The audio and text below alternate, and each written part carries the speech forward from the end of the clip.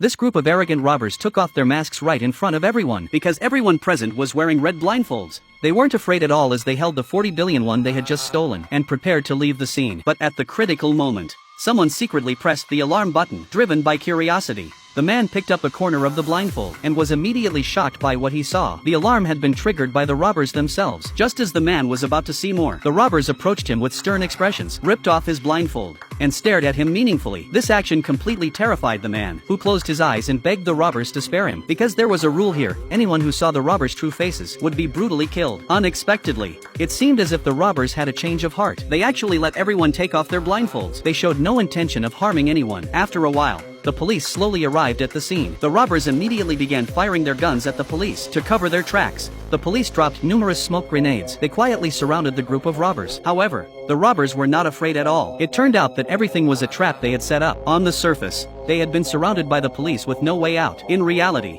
their goal was to negotiate with the police chief. When Kelly received the robbers' negotiation call, she calmly asked, "How many cars do the robbers want?" This question seemed to be helping the robbers escape, but it was actually a subtle way to determine the number of robbers, because one car could only seat 5 people. The robber leader smiled and replied that only one car was needed. Upon hearing this answer, the commander beside him was overjoyed. He immediately arranged for the military to rush to the robbers' location. Upon arriving at the entrance, they extended the searchlight inside. The footage displayed on the screen shocked everyone. There were at least 40 hostage takers here, with just a few people. They couldn't possibly rescue the hostages. At that moment, the hostage takers sent the kidnapping video to the police. In the footage, all the hostages were forced to wear the hostage takers' uniforms, carry weapons, and wear masks. This made it impossible for the police to distinguish between the hostage takers and the hostages. In fact, the true objective of this group of robbers was not the 40 billion won they had already obtained. Rather, they planned to use the hostages to take over the printing plant, forcing the plant's staff to work for them, using their expertise to produce flawless new banknotes. The robbers' goal was to produce 1 trillion won.